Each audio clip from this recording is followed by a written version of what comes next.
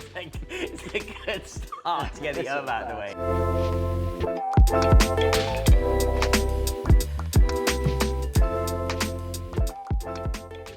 So, welcome to another Free SA podcast. It's our second one we've done.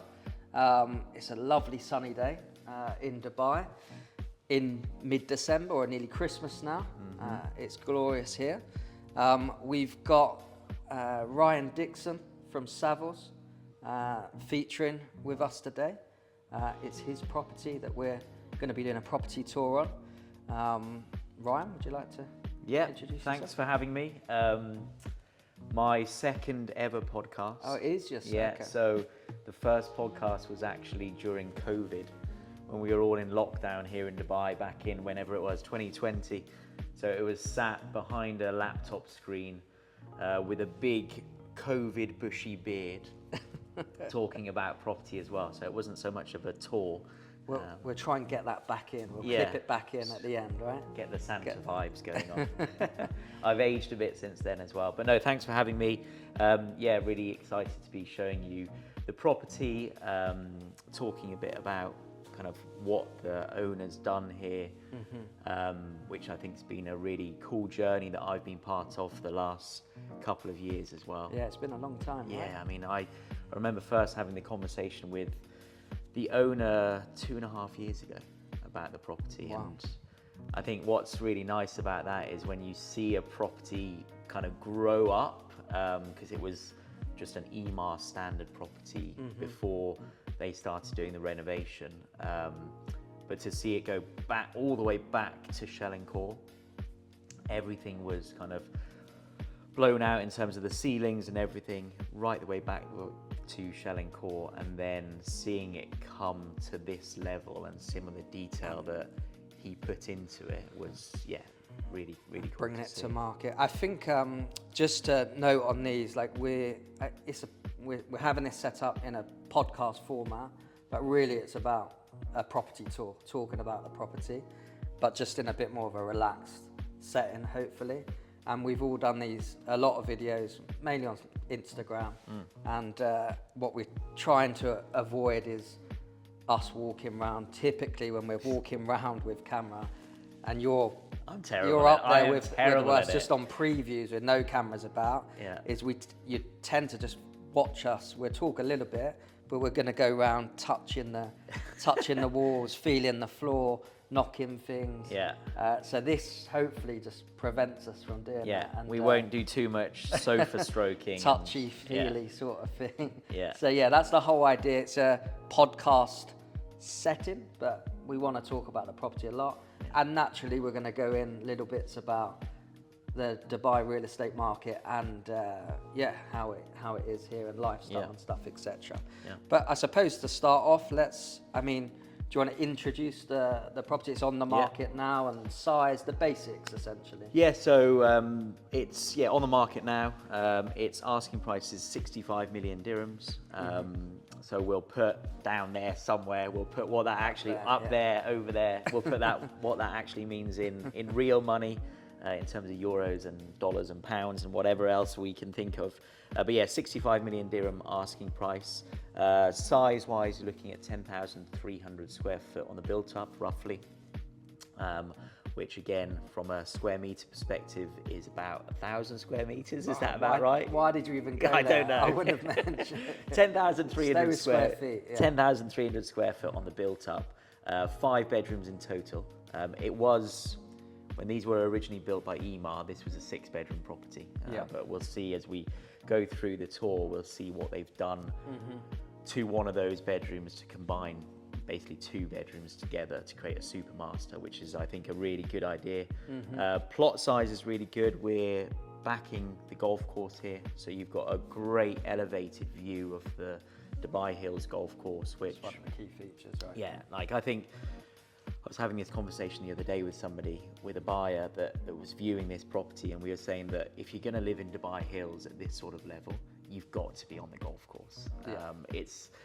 it's such a good golf course. You obviously get those expansive green views. What's really nice about this row and this property in particular is you're elevated above the golf course. So you get I always say this in Dubai, is that typically in Dubai, a view out means a view back in. No, exactly. So you don't get privacy, right? Yeah. If you go to, I don't know, the Amalfi Coast as an example, you've got stunning vistas, but because you're so elevated, you don't get that privacy issue back in. Yeah. And I think this is one of the few areas where you do still have that elevation. It's not a cliff face, obviously. No, of course, but pretty much everything else is like Hillsgrove. You go to the bigger mansions there, you are flush in line with the fairway on the 18th. Yeah. For all of Hillsgrove, and it's busy. There's people walking past, so you have to then, if you want privacy, you have to then block your view. Yeah. Which defeats the point. You don't have to do here, and the view's incredible, and exactly. Yeah. So that's, and they've actually made the most of that. So at the end of the garden, as I'm looking out now, they used to have a kind of standard EMAR fence, which, being honest, is ugly and it obstructs the view. So what the owner did here is he got permissions from EMAR to remove that fence and then just put a glass fence up. So you still got the, I guess, safety in terms of if you've got pets or children, they're not going to be running out onto the golf course. But when you come into the property from the entrance, especially in winter when these doors are open, the first thing you're drawn to is the end of that, and the view is really helped by the fact that it's like a glass wall. It's not. Otherwise, you've got this big intrusive grey fence that put in, which is just bonkers. Yeah, which is crazy. So going back to that, you said about the entrance, it's probably good for us to circle back and like how we would start a viewing, I suppose. Yeah. Talk about coming in the main entrance, the experience, which we talk about a lot without sounding too soft and thing, but it's a big thing when we're looking at bringing people in to view properties. Yeah, I mean, look, I think what sells any property at this sort of level is, yes, of course, it's the property itself, it's the space, it's the location, but I think more so than ever now, it's the experience as well. And I think when you get off the main road here, as soon as you enter that gate, the experience starts. So as you come into the property, what he's done really nicely in the front garden is he's created a water feature on the left-hand side. So that does two things. One, it gives you a bit of a focus as you come into the property. You kind of look left. It's a nice kind of calming environment that you step into from the road. Tranquil. Very tranquil. Also, it helps from a sound perspective. Being honest, we are on a community road here. Yeah. So as soon as you step into the property, that distraction, if you like, of the water, it just helps from a sound perspective as well. So you come into the property, what they've done here as well, which is important to note, and actually you wouldn't know just by looking at it. Originally, this property was an arabesque style. So very typical of EMAR, they tend to have a couple of different styles on the property facades. So in fairways and parkways, they predominantly had two, which was modern contemporary and arabesque. This was arabesque originally, which has an audience, but the audience is obviously a lot smaller than the modern contemporary stuff. So they got permissions to change that completely. Predominantly, if it's an investor or end user, we've seen it now over time. They've changed. Yeah. Because they're a little bit more dated from the exterior facade. And I think it also, with what he's done internally, it just wouldn't work. Yeah, it doesn't blend in. And from an investor's point of view, that's like, they're the more challenging ones to take on. Yeah. Having the arabesque style, because you have to spend more money to change it to be more appealing to the resale market. Yeah. But when you think about it, he would have got it for less than what a contemporary modern one was going for as a standard. And the architectural feature he's changed at the front as you enter is like key as well. Yeah, and I think it's a cool feature. It's something that is quite striking architecturally. Like you say, it is a bit more complex to kind of do that facade change as well, in terms of the cost and the time and the materials, the approvals that are needed. But I think for this property, it's vital, and I think you can still go down an arabesque route and lean into the fact that we are in Dubai, and you can still have fun with the architecture in that respect. sure, But yeah. I think with what he's done here, and importantly, the type of audience that we've always targeted with this property, it made sense to And this do that. community is Yeah. the more contemporary, modern version of Emirates Hills, for Yeah. example. That's the Yeah. people like it because has more newer, fresh, modern, contemporary approach to Yeah. most of the villas here. Definitely. For sure. So yeah, so that's when you come in. So you've got that really nice entrance experience with the water feature. You've got the new facade that's obviously modern contemporary. And then I think as soon as you step into the property, I think the first thing that really hits you in the hallway that's just behind us is you've got that double height hallway. Yeah. And straight away you're getting a sense of, I guess, the tones of the property. So they've used travertine on the flooring. They've almost displayed it on the entrance, the whole, Yeah. like you'd see in the mood boards before. That's the image you would get, right, with the paneling, the flooring. Yeah. They've displayed it on the entrance, which is Yeah. kind of what you want with the main entrance of like you want that grandeur feeling, and Yeah. this is what you're going to expect as you come Yeah. through. Yeah, I think that's it. And I think in properties, it's all about flow. And I think it definitely, from that entrance experience where they kind of introduce the materials, Yeah. you then, as you walk through the property, obviously that flows through into the bedrooms. Yes, there's lots of different materials in this. So the main materials on the flooring being travertine, and then oak wood flooring in the bedrooms, which is really nice. But they kind of go together because it's the same sort of tone. Yeah, it's the same tones. It's very soft, earthy, Yeah. homely feel, right? I think that's the key thing is, I think sometimes in Dubai you get very Dubai kind of renovations. And don't get me wrong, there's some incredible properties here. But perhaps some of the feedback that we get from buyers, especially when we're dealing with European buyers that are families, Yeah. I think some of the feedback we get is it's a bit too bling. It's stunning, but it's a bit too bling and a bit too over the top, in my view, a bit too Dubai. Yeah, might be nice now, but can we see ourselves living here? Yeah. You know, after 6 months, we're probably going to want to rethink. Yeah. Is that, and it is almost a display of who can show off the best Yeah. marble, you Yeah, know, yeah. wherever it's originated from, and talk about that story. That doesn't fit with people wanting to make this a home and live Yeah. here. And this is what the demographic is now. Perhaps before, a couple of years ago, it was more of a base, and that you could get away with going that way with things a little Yeah. bit more. But now it's mainly most people's main residence, and Yeah. they want a different feeling. They want this feeling. Yeah, basically. especially in this sort of location. It's I mean, you live here, right? Yeah. It's a family community. It's got all of the facilities that you'd expect in those kind of big family communities. So it was when we were working with the seller on the development of the designs, it was very much, let's think about who the audience is. And the audience profile was family. It's a family that go to the local schools, that probably work in DIFC, which is obviously not too far away from here. So we wanted to create that family sort of vibe. I think somewhere like the Palm, for example, you can perhaps get away with being a bit more daring with things, a bit more bold on things, because Yeah. it's more of perhaps a pied-à-terre kind of setup, where it's a winter home that you come for Christmas, and you throw a couple of parties there, so Exactly. you can be a bit bolder. Yeah. This is all about family, and I think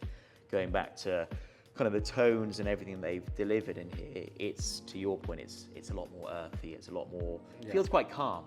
I always feel quite calm when I come to this. But the whole, property. we're talking about the experience, and actually it was with a viewing we done the other day with one of my clients, a London client, walked in, and he openly said, like, he was a little bit concerned as he's come through it's not a busy road at all by any stretch of the imagination, but it's a busier road than... It's a community road, It's a isn't it? community Yeah. road.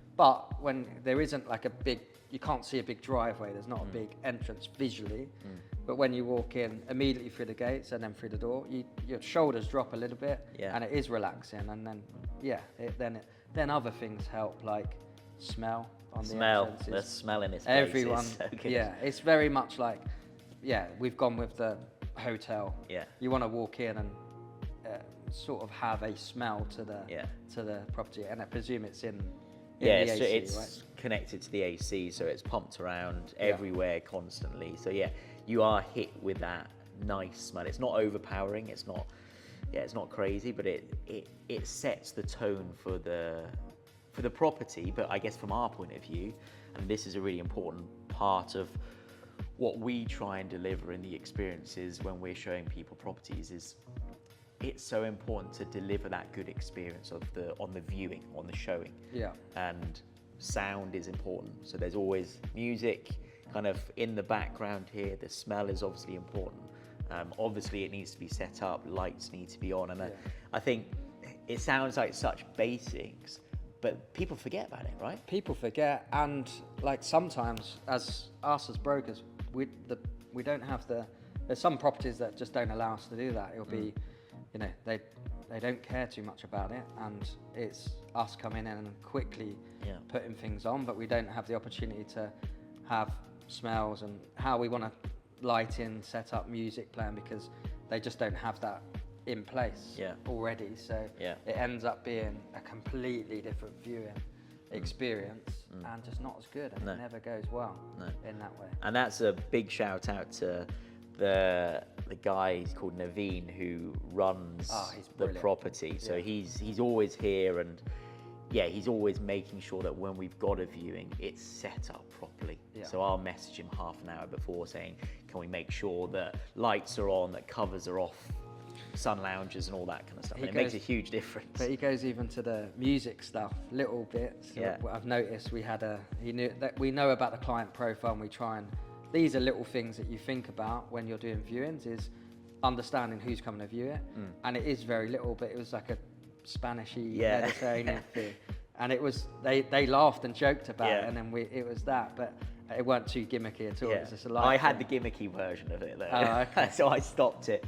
We had a Russian client and so I walked in, and I hadn't got here before because I had another viewing beforehand, and I walked in with the clients and heard the music, and I was like, that sounds a bit odd. And I looked at the little iPad that's obviously playing the music, and it's Russian love songs, and it was just a bit over the top. So I quickly kind of went into it and changed it on Spotify. The Christmas stuff's good now. I done a viewing yesterday in a different property, but they had it was a Christmas thing. They had the fire going, which you don't really get too much. No. But no, I think it's important. That experience is really important, and I think this property delivers that experience in spades, not just because of the setup that we've just talked about, but the way it's designed. So it really makes a difference. Because I think we'll forget about stuff like this because we're talking about the property in terms of, like we said, about lighting, home automation. What is it? What's the... So home automation is by Lutron. So that controls all the lighting, all of the curtains, so you can obviously set scenes on that. It's all controllable via the Lutron app, and that integrates with various different formats in terms of like bigger home automation systems. You've got Nest on the thermostats, obviously AC here, not heating, but you've got Nest on the thermostat. So again, that's all controlled via apps. They're learning thermostats as well, so they actually do learn as you go on things as well. So it's all connected on that respect. Speaker system throughout the whole of downstairs as well, which is controlled by an iPad that's currently at the entrance. But the important thing about what we did on the automation aspects of the property is that it's expandable as well. So you can very easily add your own personal devices and speaker systems to it as well. Because if you go one way, someone then to reinstate, pull things out. You don't want. If you're trying to retrofit like proper systems, like it's a pain. And it'll cost you a bit of money as well. No, exactly. So that's an important part of it. But I guess as you come through the property, we've talked about the entrance hallway, 5 bedrooms as I mentioned, as is very typical in Dubai. You've got one on the ground floor and then the rest upstairs. Ground floor is typically the guest bedroom. Obviously in Dubai we have a lot of like multi-generational families living together, so the ground floor tends to be the kind of older generation that will stay there, and it's quite nice here in that it's kind of tucked away. It's got its own separate entrance if you wanted it to have its separate entrance as well. So yeah, it feels quite nicely tucked away without being a separate building. It's directly in front of the water feature, so it's really everyone comments again, thinking about previous viewings we've had. As soon as they walk through that guest bedroom, the picture window, floor to ceiling, it just frames it well. Yeah, it's a really nice setting. Right? Yeah. And good, like decent sized rooms as well. Like they're all pretty decent sized rooms. In general, these fairways, parkways, Emaar villas, the bedrooms are really good sizes. Ceiling height, good. Definitely. And obviously, as you change the interiors, it makes it feel more spacious and designed better. Yeah, definitely. So you've obviously got the pool table. I suppose. Which we've not had a game of yet. All the viewings that we've done here, we've still not played pool. I don't know. Maybe we'll do one for the camera later. I'd worry about me ripping up the fabric. But that's the thing. It definitely feels homely and all of that, what we just spoke about. But there's loads of wow factors here, and loads of it's not just safe, homely, like bits like that. Practically, from my point of view, 2 young kids who are the same, we'd probably have to remove it because it would be an absolute nightmare for people with young kids and families. But as a developer, investor side of things, and thinking about what gives that wow factor, adding stuff like that, even though it might not be the most practical for the demographic we're aiming for, that will, they're nice plus points. And it makes it memorable, right? So if you're, like we typically do with clients, we'll go on a viewing tour and you'll show them, 10 properties sometimes in a day. And I think it sounds almost like it's planted there. It's not, but I think having those memorable points in a property that people can then go, the one with the pool table. Yeah. Like even we can reference back to it. Yeah. Oh, you remember the one that had the pool table when you entered. It's an easy thing. Yeah. Also, not just for viewing, for content, it looks great, and that's a big thing. It's what we're doing now to sell this stuff. We have to think about marketing campaigns. This stuff is what If we just had the dining table there, which sometimes it just then flows in with the other properties. So if you can't add stuff like that, it makes it a little bit more fun. Definitely adds another level to it, I would say. Yeah, and we've got a chessboard there as well, so if you don't fancy something as aggressive as pool, not that pool's aggressive, but you know what I mean, then you've got chess. You've got chess as well. But then you've got you've got 2 kitchens in this property. You've got the show kitchen, but it's a proper show kitchen. So I think some show kitchens are more of a bar sort of concept with a small cooking surface. Yeah, maybe like a breakfast thing. Yeah, this is a proper, it's got the breakfast bar with a few bar stools in front of there, but it's also got, as you'd expect in this level of property, it's got proper Miele appliances in this case. You've got the ovens and the induction hob. And then in the chef's kitchen, which is just behind, you've got a gas range cooker as well, which small detail, but actually quite important, because we see it so many times where you'll see a property that only has an induction hob, and there's certain demographics of buyers that they don't know what to do with it. But then, but that's a first negative in their mind. Yeah. Very small point, because everything's easy to change, stuff like that. But it builds up, and either if they like it, they're either going to try and there's some negativity to try and reduce price because they've got to do stuff. But obviously, it hits those requirements for both sides of things. Yeah, so that's nice in that you've got that proper chef kitchen, and it's a really good sized chef's kitchen as well, with loads of storage, and then you've got that show kitchen, but it's still a usable show kitchen. So for both demographics, actually, if you think about Europeans, typically we're used to open plan kitchens because kitchen is typically the heart of the home and you want it to be a very sociable space. That this property ticks those boxes with that show kitchen. But if you're an Indian family or an Arab family that tend to prefer closed kitchens, you've still got that option. So absolutely. the smells are contained in that kind of back of house sort of area. And it's just not an afterthought, because sometimes there is, okay, let's get the chef's kitchen in, it's too small, or the other way around, let's just get a show kitchen in, it's too small, and then there's an oversized thing. The balance is perfect on both of them. Yeah. And it's a proper, not chef's kitchen, not like dirty kitchen. Or, you know, it's a good place to. And it is kitted out properly, right? It's a nice place to be in. Like if you, sometimes chef's kitchens do feel, to your point, quite kind of forgotten about and dirty. Yeah, and very. That's what it drives me insane a little bit when we go on viewings with other brokers. It's just naturally, I think, the thing to reference it. You'll be in a property like this, $10 million plus, and it's kind of not the thing that you want to be mentioning. No, a dirty kitchen. Yeah. It's a bit of an odd concept, isn't it, or a bit of an odd term for it? Yeah, a little bit. Yeah, but this does it really nicely, and then behind that chef's kitchen, you've got practical things, so laundry. This property's got 3 staff rooms. So originally from EMA, it had 2 staff rooms, one downstairs and one upstairs. Here, what they've done is they've added an additional driver's block. So you've got 3 in total, and that's a separate, the driver's block is a separate block. Nice bedroom area, good sizes, again, en suites, so it's completely self-contained. And then inside you've got what I'd consider the nanny's room upstairs, because it's between the kids' bedrooms. And then downstairs behind the chef's kitchen here, you've got the maid's room, I guess you'd define it as. Which is, again, another key that now, it was previously, but even more so now, is people need staff. And again, the viewing we was on the other day, I mean, he had no children, but with the industry that he's in, with the crypto side of things, they have to have security, insurance purposes.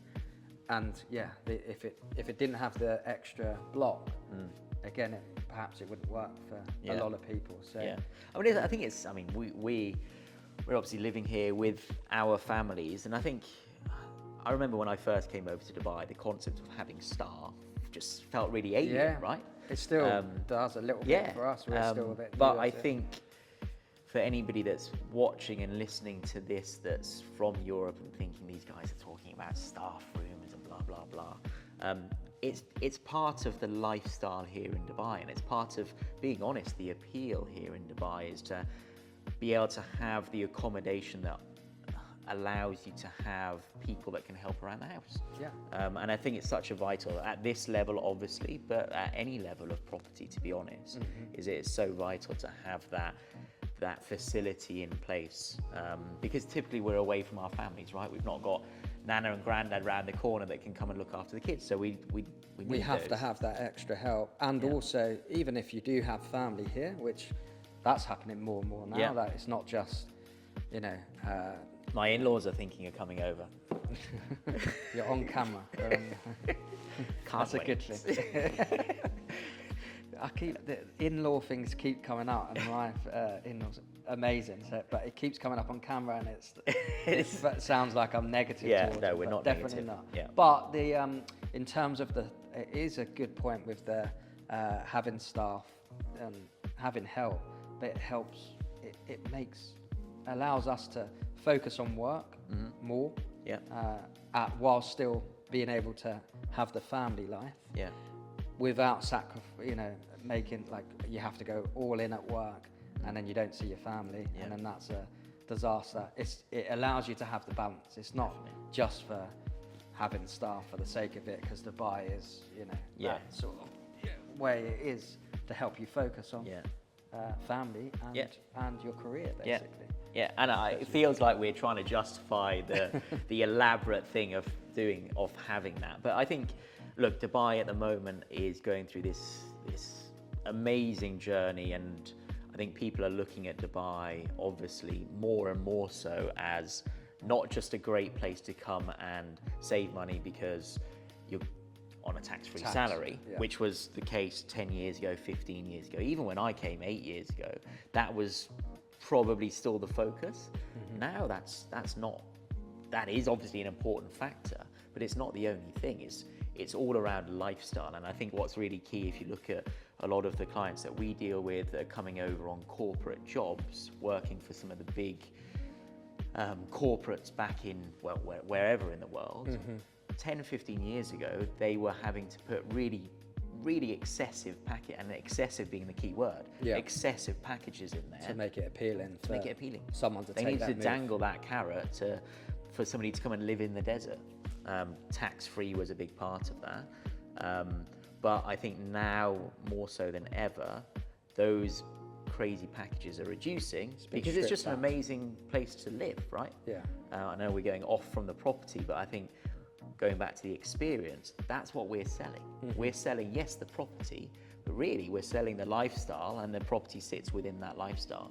And I think things like the staff, going back to that, is part of what allows you to have that really good balanced lifestyle. And then there's the weather, there's everything there is to do here, location globally, in terms of it's a bit of a hub for exploring the rest of the world, which is something that I'm looking forward to doing more and more now that the kids are getting a bit older. Yeah, exactly. But it's that whole package that is seeing what we're seeing now, is we're seeing people leaving Europe. I mean, there are other places, but we're skewed towards Europe because of our backgrounds. But you're seeing people leave Europe and leaving what's happening there and coming over here because the lifestyle is such a impressive one, and it offers so much value and convenience for people. And especially in Dubai Hills, where we are now, that has everything in this small vicinity. It's a town within the city, right? Town within the city, for sure. And your hospitals, your schools, your parks, your golf course, everything you can imagine that you don't really need to leave. Yeah, and it's funny actually, I remember when I first started working in real estate and Dubai Hills as a community started handing over, and there was still quite a lot of launches at that point as well from EMA. People would talk about, oh no, look, it's miles away. It's in the middle of nowhere. It's the other side of Al Khail Road. But I think for two reasons. One, obviously the city's expanded so much, and these places that were considered far away they've not got closer, but it feels like they've got closer to the centre because everything's expanding out. But also EMA being so good at master communities, they've made sure that it is self-contained. And I think that's been important back then for making it attractive to move further out. But I think even now, and you look at what's happening with obviously the population growth in Dubai, we're at 3.5 million now, there's plans to get to 7 million. The infrastructure's good, but right now it's getting to the point where infrastructure is being expanded out. And I think, yes, of course, the Dubai government and RTA and everything will always expand infrastructure out. I was talking to somebody recently, and he's been here all of his life, and he was saying that every 10 years the traffic gets bad, and then they just go boom with the infrastructure and fix it. Well, it happened over the summer when most of us left for the summer, as we do, to go back to Europe and travel or whatever, come back and there's new roads, new bridges, everything in, and it helps. But that's the key thing about Dubai. If there's stuff that's not working, it's a new city still, and the government change things, they do things, they act on things where it doesn't need to go through parliament, government, red tape galore. Exactly. But I think also, like, yes, they build infrastructure to ease that congestion issue that, let's be honest, we're having at the moment across Dubai. But I think with master communities like Dubai Hills being developed and it being a town within the city, that's part of the thinking as well, because it's a maturing city, right? There's very rarely, if you're living in London, you have almost villages within London, and they're self-contained villages where you actually, if you're on the east side of London, you know London a lot better than I do. If you're on the east side of London, you're not that often going across to the west side on a weekend for families because you've got everything self-contained over here. Exactly. And I think that's where Dubai will go, is these self-contained communities will be really important. And if you look at Dubai Hills, where we're sitting right now as an example, you can literally do everything here. Like the business park has got some great offices in there. Have got their headquarters there. And it's expanded even further as well. So I think having your life within, I mean, Dubai's got this vision of becoming a 20-minute city, right? And that's going to be achieved through a combination of improving infrastructure, but also creating an environment where everything is within 20 minutes. Yeah. My son was born in the hospital here. Everything's there within. And that. we are 15 minutes literally from anything Yeah. outside of Dubai Hills here, pretty much. Yeah. Palm, downtown. Yeah, everything. which is part of the big appeal for Dubai Hills. It's that equidistance to, if you think about the two kind of key city centres in Dubai, it's downtown DIFC sort of area, and then Marina sort of area. So Dubai Hills Estate sits at that really good point, equidistant to both of those, Exactly. which is good. Cool. Shall we circle back into the property tour, I suppose? So we're looking at it now. It's actually quite hard. It's nice doing this, but it's hard not wanting to look around naturally and get walk up around and start touching things again. Yeah. But as we're here now, I'm right in saying this window door it wasn't there previously. He's opened that up and created the opening out into the dining space outside, which is really key. Flow and functionality for the property. So there was a smaller window there, but it was a fixed window. So what they've done is it makes sense given the location of it. They've opened that up. It's a proper usable door, sliding doors out to the outside. And typically in Dubai, people will put all of their outdoor dining space kind of straight out the back there, which I get. I really get. What they've done quite nicely here is they've gone, do you know what, that outdoor space there is reserved for really cool pool, sort of resort style. Full resort style. Yeah, like you've got the kind of raised bit with the sun lounges on, you've got water features, you've got a really good kind of outdoor shower out there. You've got a huge hot tub. I think one of the challenges, we need to see how many people fit in that hot tub. I think in my description, I've got 10-man jacuzzi. It's more than that. I reckon you're getting 20 in there. It's a full like rugby team in there for sure. 100%. So that's quite nice, and then that's kind of linked by a bar, like a swim-up bar area, and sunken fire pit, which is obviously great for the winter months. But going back to the dining, typically people would put a dining out there. What's quite nice here is they put it on the side of the property. So what you get is you get a proper intimate outdoor dining room. Sometimes people just plonk a dining table in the garden, and it doesn't feel like a dining room, and that's what you want to create. And it just gets used nowhere near as often as I think you would here. And like practical, so it's shaded. It's so much more shaded. So you will in the summer months when that is, you're just never going to use that predominantly. The usability of it is going to get used a lot more frequently than it would do there. And that, to be honest, when thinking back now, because we was looking at it whilst it was under construction, and obviously when the water's not in, the pool's not filled, it almost felt it was going to be overdoing it in terms of the size of the pool and some of the, but obviously comes together now, and it's very resort Bali sort of style to it. Yeah, Bali vibes to it. For sure. And the important thing to note whilst we're speaking, they started the landscaping at the early stages. So now, because sometimes we get things, they've just been developed and they've got new palm trees in and they look okay, but you think it needs to mature, and then we're always pitching, it will get better, it's going to look nice. But for some people it's hard to see that, right? Yeah, but it's done, like here it's done, and it feels, it's like heavy landscaping. On both sides, like even on that side of the building where it's more maybe the service element. That's beautiful. I mean, it's the best service area I've seen. It's kind of got a bit of a Japanese-inspired Zen garden sort of vibe there, and actually in the front with the water feature as well. I think it's got that Japanese Zen vibe, and then like you say, in the back garden it's got more of that Bali influence with the palm trees and some of more of the tropical plants, which works really well. Yeah, for sure. And then on this side, with the connecting right next to the dining space, the outdoor kitchen, it's one of the nicest ones I've seen, with a pizza oven and barbecue and everything you'd expect. They've just hit all the right points for sure. And I think they've not gone over the top on it. I see some gardens where the outdoor kitchen is a bit of a monstrosity, to be honest. Like, they've got everything. They've got huge pizza ovens, like enough to feed a restaurant.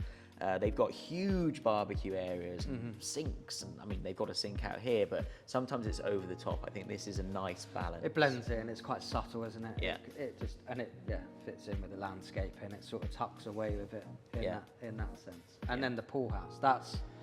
Pool house is a really good. So originally these properties are about 8,500 square foot. This is 10.2. So that's where it's gained. A lot of it's gained there. Yeah. So having that pool house, I think it's brilliant. They've got it set up at the moment as a gym and bar area. What's really nice with the sliding doors is that all opens up. Retracts so in the all winter, the way into, it's awesome. You've got a covered area, but it's really flexible. So we've had a fair few people in. One American client was looking at turning that into more of a spa sort of setup. Okay. With sauna, steam room sort of things going in there. So it's a really flexible space. Yeah. I think it'd be amazing as an office. I think we've spoken about it before, For right? Sure. Yeah. I think looking from that space, again, you're elevated above the golf course.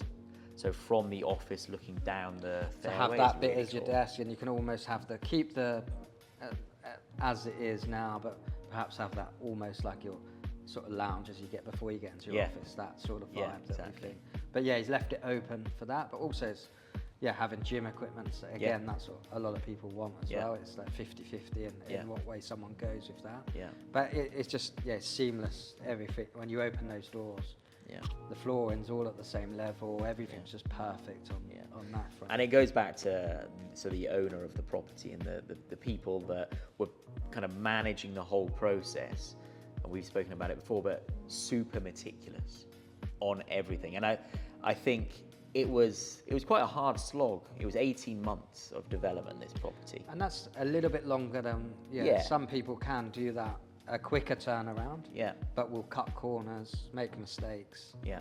And not rectify. I think that's key. Make mistakes, not fix them, and go, it'll do. We'll run with it. Yeah. Whereas this, they didn't allow that to happen. So as a perfect example, the travertine flooring as you come in faces long ways out towards the garden. Obviously for that indoor outdoor kind of lifestyle and living, they've continued that travertine to outside facing the same direction. Initially when the pool was built, the travertine tile was that way, and this sounds super detailed, but I think it shows the level of attention that they put into it. He got them to take all of the travertine tiles out of the pool, put them back that way, so that from the door through to the end of the garden, all the travertine flooring flows the same way. Most people won't notice it, and I was talking to somebody recently about this, is that I find that sometimes when you're in a property, it's actually 100 small things that make the difference. And when you talk to somebody about their feedback after a viewing, one of the common things that we get as brokers and buyers get as buyers is, I don't know, there wasn't something quite right about it. And after all the viewings I've done over however many years, I've put that down to what they see subconsciously is 100 little things, bits, and they can't put their finger on one thing, but it's there, and it's little things that niggle. And I think the direction of the tiles, it sounds like such a ridiculous point to be talking about, but the direction of the tiles is one of those small things that makes a difference. The clients looking at this, the demographic of clients coming through, they've all pretty much, most of them have done a renovation, maybe not to this scale, but they notice the detail of these things. It's not walking into your first home here, obviously, and you just get wowed by anything and you don't look at the detail. But anyone looking at this end of the market, the details is what's the most crucial and important thing, and also to be able to sell at the stronger values and to hit those top values that we're seeing. And anything in today's market that's finished in this style and thinking about the detail, these are the properties that hit those numbers every single time. Yeah, definitely. And quality is so important. And going back to the kind of influx of international clients, especially influx of high net worth international clients, these people have got really good experiences in terms of their properties wherever else they live in the world. Yeah. Their hotel stays, they're staying at some of the best hotels in the world. They have a standard. They've got those benchmarks that are firmly set, and they're firmly set high.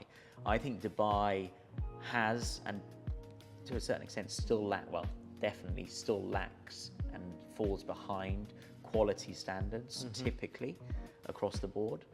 It's getting a lot better. Consistently. Yeah. Like there's loads of examples coming through Yeah. that are hitting those high standards, exceeding in bigger scales normally. Yeah. But as a consistent basis, if we go and look at a 10 property tour of the rest of these villas, then the standards dip and other And this stands out. I mean, we've done those 10 property tours or even 5 property tours in Dubai Hills Estate. This one stands out because the quality of the materials is really good, and the quality of finishing and the attention to detail is really good as well. So it makes a difference, and it makes a property really stand out in that respect from a quality standpoint. Cool. And then back into this space. Yeah. Good open plan living space. Yeah. Comfy with the furniture, high quality furniture. One of the biggest TVs I've seen, but actually doesn't feel it because of the scale of the room anyway. But it's the balance is there for sure. But practical things are storage. Yeah. We do it on viewings, but we show it as a key feature. You already point out. But there is practical element. All of that area we look at there is stacked with storage, which often gets missed out. Yeah. It's a really basic thing to point out, but people don't think of it, and it's It's especially when you're dealing with, I mean, you know what it's like. It's Christmas time at the moment, but as soon as we get to January when we're back, where do you put all that stuff? Yeah. And it's in some of these like show villas that are done very nicely, that's forgotten about. And I think it's important to consider that, because again, it goes back to that demographic and audience of the profile of buyer that's going to buy this. They're going to be a family, most likely. Yeah, so sure. Yeah, storage practicality is key. So this has got loads of it in the living area, but also in the hall area as well. Loads in the garage, and you've got a few other areas as well. So yeah, it works really well. Yeah, definitely. Cool. I think we've done the ground floor in the tour. Yep. I think we covered most things. I yep. think we wanted to jump on something just to break it. We'll do upstairs shortly, but it'd be good to break it up and speak about. We wanted to talk about collaboration. Collaboration as brokers quite fit in to do that, because it's exactly what we're doing now. Yeah. Different agencies, but talking about how collaboration is key in bringing these properties to market, selling them. It's not about just keeping a listing to yourself and trying to sell it internally within your company or by yourself, which some companies do and some companies do it well, in fairness. But for us and for the clients that have spent 18 months to get to this stage, it's all about who can we help complement selling the property. And I think it's something that we said about Dubai lacking, but the Dubai market generally lacks, the real estate market. It's good, consistent collaboration amongst brokers.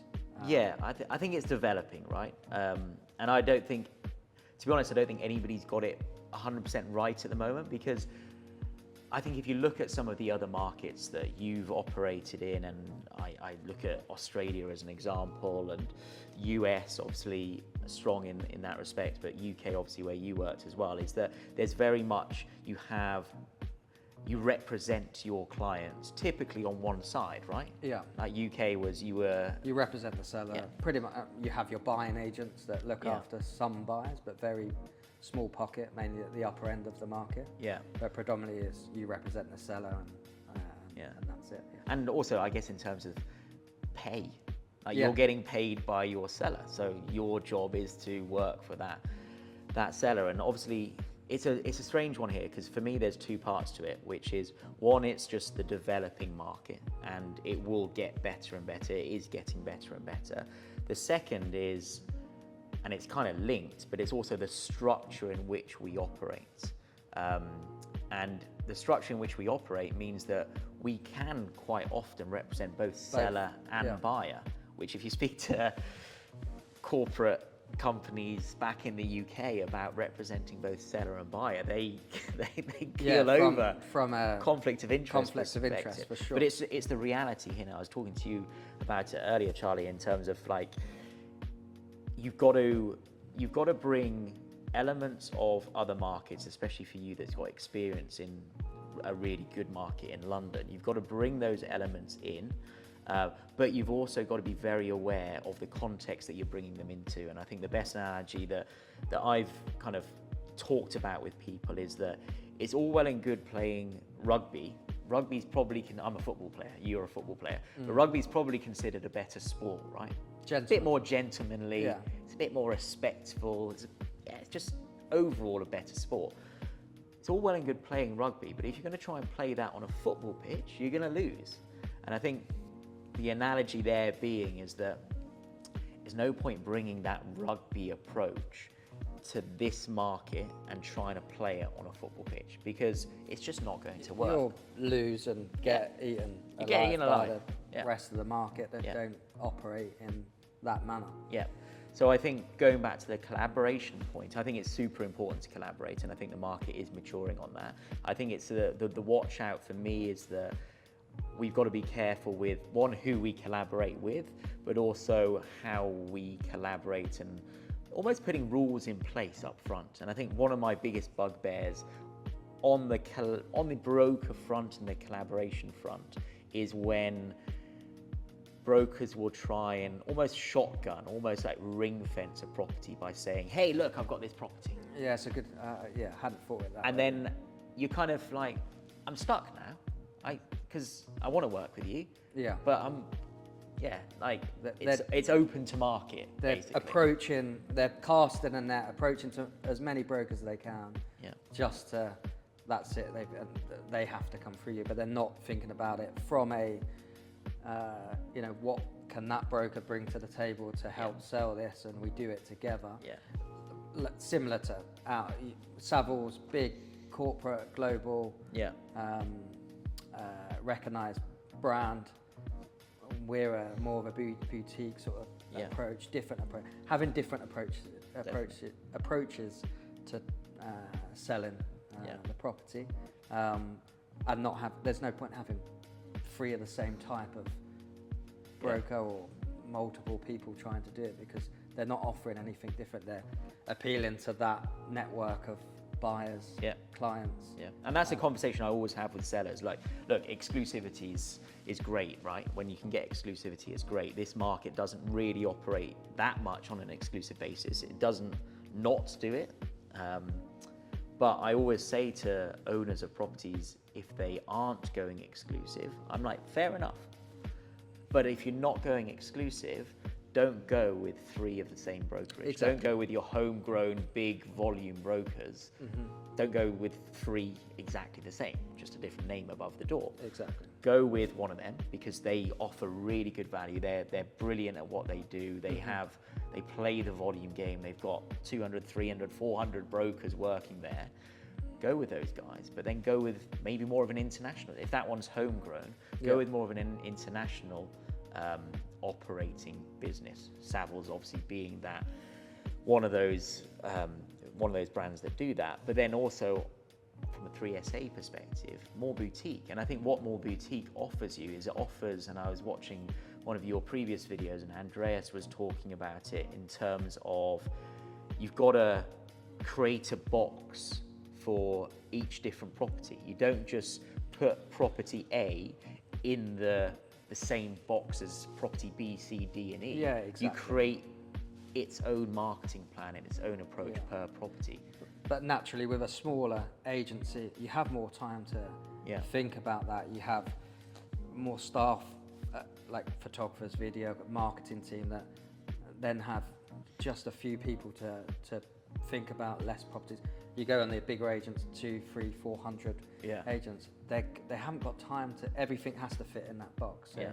yeah, it's about combining all those together. Yeah. And I think that's why we've worked together on this, because we understand where each other's strengths sit from a broker perspective as individuals, but also from a brokerage perspective. And I think we've obviously worked together in previous companies, but I think that understanding and respect of each other and the way we approach things, and understanding that there's 100% trust there. Yeah. For you to go and do your thing, for me to go and do my thing.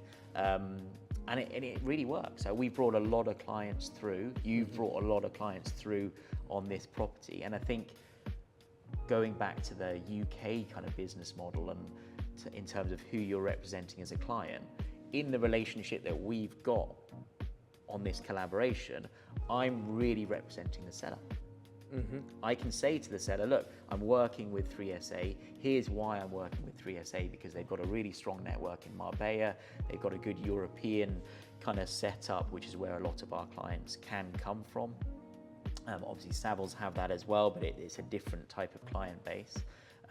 And it allows me to say to the seller, look, we're taking a more boutique approach with these guys. And sellers love that, because then you're doing things that are slightly different to what a lot of other brokers will do. The net is casting wider for them to find the right client for this place. Yeah, exactly. And I think that's the key thing. And whenever I talk to owners of properties about exclusivity and going out to the broker network, for me, I've got two audiences. I've got my buyers, and that might be existing buyer group, or referrals that they might introduce me to. But then also, if we're marketing the property on the portals, on the website, doing social media campaigns behind it, obviously that's bringing other direct buyers in. So obviously I've got my buyer profile and buyer network. But really, really importantly, for me to get the right buyer for this property and for this seller, so that we achieve the right price for it, the broker network is so key. And I always say this, and I said it to this owner, I said, I'm not arrogant enough to think that I personally have got the right buyer for this property. It might be a Chinese broker that has a Chinese client that only deals with Chinese brokers. They might be the perfect buyer for it, not just in terms of liking the property, but paying the premium for it. That happens it happens so frequently. Quite commonly. So I think it's just so key to make sure that you're not kind of ring fencing your property, closing the doors, for wanting a better word, to other people coming in, and actually just opening it up and going, my job representing the seller is to find the best buyer for this property. That buyer might exist on a social media advert lead that comes in, or a property finder lead that comes in. But probably more likely it exists with Charlie's client or another broker that Charlie knows that he can bring, which is key as well. It's not just doesn't just stop at kind of one broker removed. It's okay to bring a couple of people into it. I'm finding the move from a bigger corporate global stuff to 3SA. I'm now having, if more of the other agencies are a bit more comfortable to come for me as a middle person sometimes, because there is sometimes a bit of a bigger rivalry between two of the top global things that won't often work together as well as having that someone in between. That naturally happens. I don't think people intend for it, but there is that. You compete against the two like for like stuff. There's nice to catch some of that middle ground clients coming through. But I suppose it wouldn't be a podcast if we don't rant about some things as well. What should we rant? How long have we got on this podcast? We can rant we'll touch for on it a years. little bit. We'll probably go on for too long otherwise. But on that front, like when we do get, like, the market isn't as mature in places. Like I'll get phone calls from agents on a listing I've got online. First question they ask, do you work with agents? Like, yes, of course I do. Course. Why would you even start that way? But on the other side, we'll have a search for a client. We'll go through Property Finder as you do, or any of the portals, and sometimes you make that call and it's like, no, sorry, I don't work with agents. Yeah. Phone gets put down. Yeah. Which is crazy, right? Like you're just not represent. We think that you're just not representing that seller properly. Yeah. Because you might have somebody that's prepared to pay 5% premium on that property because that's the only villa or only property that they want. And so if you're closing, as a broker, if you're closing your door to that, at least conversation, and don't get me wrong, like I think we have conversations with brokers sometimes and you're like, I don't think you've qualified your client properly. Yeah. I'm not sure, like, here's what you need to do to work with me or to see the property. Let's get an understanding of their profile, find out where their funds are, as an example. You just ask questions, but there are a lot that are just, they don't do that with every agency. So normally, if you're more recognised in the broker network or in Dubai, then they're a bit more open to working, even if their go-to is that we just don't work with other brokers. So that is just drives me insane for sure. The other one is like you'll have a client search, and this probably happens, and you've worked for one of these, maybe the more mass market agencies with the volume stuff, driven stuff. Their first question is, what's the last 4 digits of your client's phone number, and what's their family name? And when that first started to happen to me, I was like, this doesn't make sense. Like I can't. You have to give it sometimes, or you do, to get to. You do what you do to. Just give the wrong get number. Just give your mum's number. Someone you don't like and you want them to get 100 calls, but that approach is still baffling for me, and it drives me bonkers. Yeah, also. I mean, like you say, I've worked in one of those agencies, and obviously the strength that these big agencies have that have been here for a long time is obviously the data. Yeah. And so clearly that's what they're doing, is they're, in a lot of cases, they're quite confident that they've dealt with that client at some point. Yeah. So it's really just making sure that they're protecting their data on that front.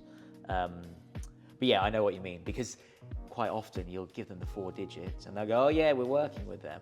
And then, I mean, I've done it.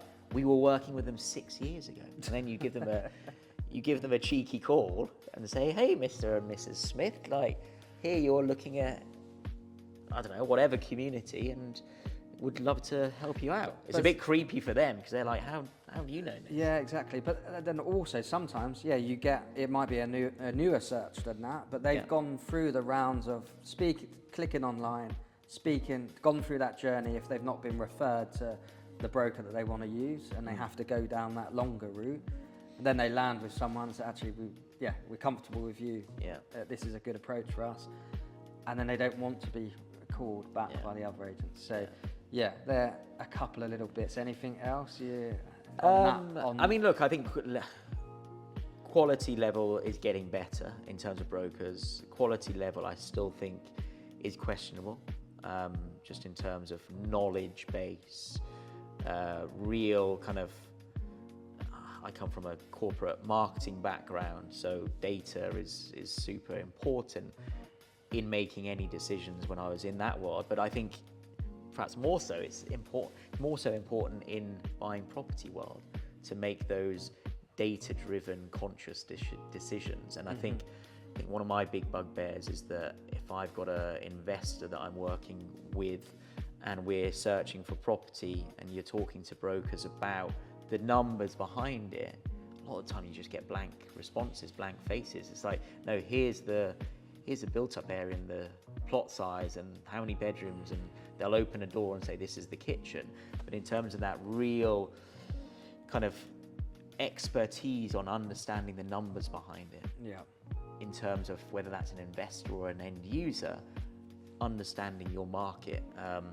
And it goes into area specialists to a certain extent, but I don't think it's just about area specialists. I think me and you, as an example, we do cover broader areas. We have a focus, but then we're naturally around the city. Yeah, and we've got an understanding of the important numbers that can support decisions and support the right decisions for our clients. And I think, one of my big bugbears is a lot of brokers not having that understanding and that knowledge of the fact that that's important, let alone the numbers to back it up as well. Yeah, exactly.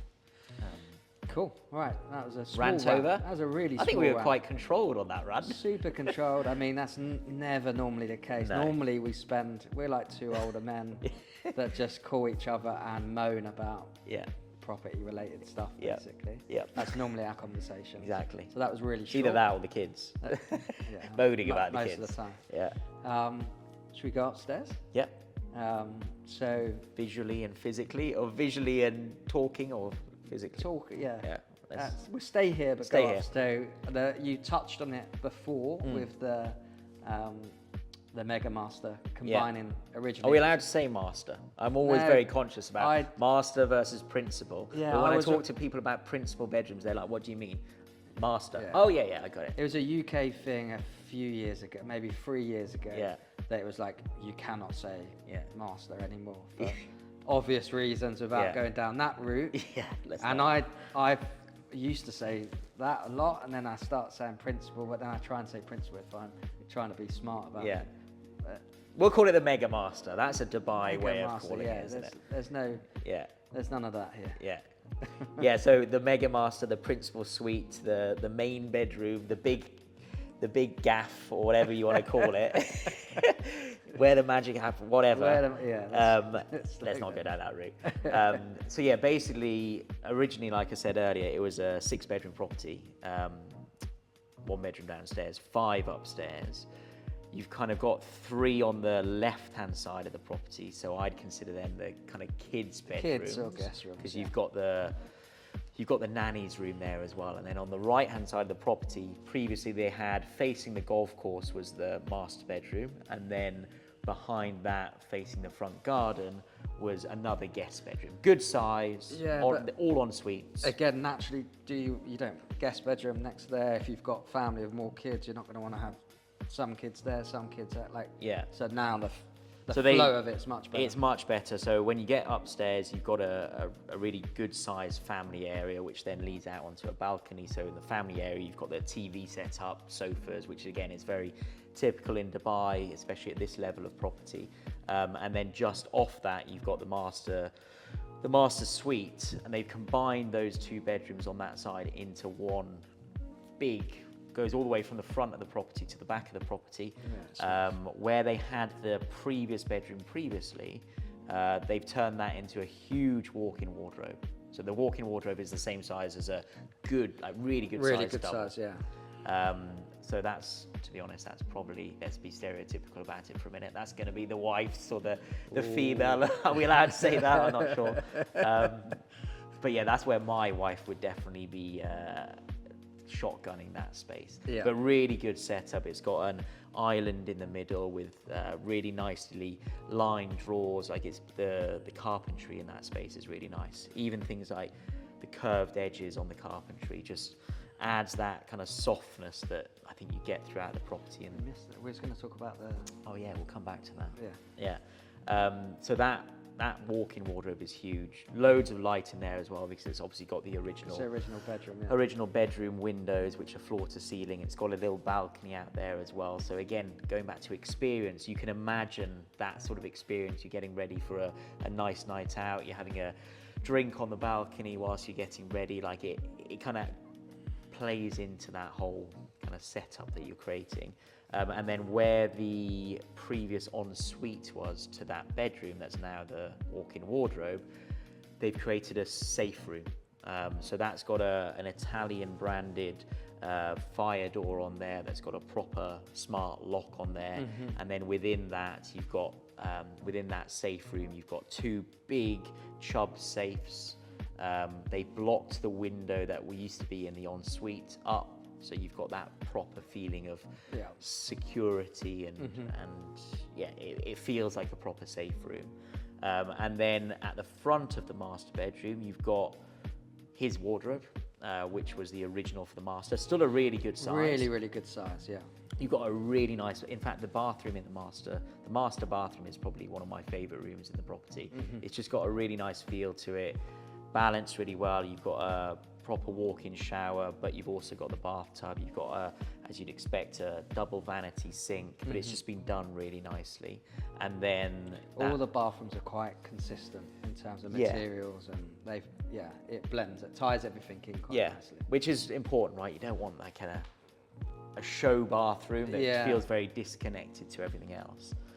So they've done that really nicely, and then the master bedroom is just really well proportioned. It's got access onto the balcony, so you've got views out onto the golf course, which is really nice, and then obviously looking down into the back garden, into the pool area and everything. And it's just been done really nicely, really nice carpentry throughout, big kind of oversized headboards, bringing those kind of nice, warm, earthy tones in with some of the oak wood features on the wall cladding. And then importantly for all of the bedrooms, they've got oak wood flooring underneath. So brings that kind of softness through, not just visually, but it's a softer feel than having like a hard porcelain You have some tile engineered wood in that as well, you say, the so practicality of things. the reality here is that obviously you've got harsh conditions, you've got humidity, especially in the summer months, which people forget about. But you've also got AC running, AC non-stop. 9-10 months of the year, probably 12 months a year for most properties. So going for a solid wood floor, nice idea, but practically not that sensible, in that you're going to get issues with it. So they've got a 8mm veneer, oak wood veneer, and then engineered wood underneath. Great master. I think it ties into the other bedrooms. 3 other bedrooms are similar sorts or good sorts of sizes.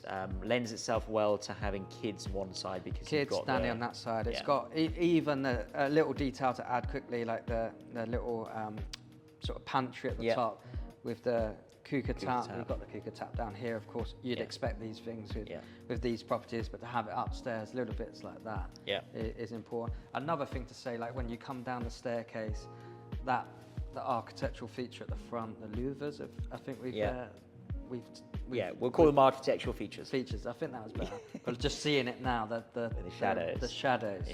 That's absolutely. like adds something else completely different. But I suppose that's a good way to wrap it up, and we're getting pushed for time. As we always speak for far too long. But I suppose to wrap it up, price 65 million. It's on the market now. Contact myself or Ryan. We'll do all the subscribe, like stuff that goes with it. Is that okay for you? We good? Thanks, guys. Cheers, Ryan. Thank you. Cheers. Bosh. Yeah.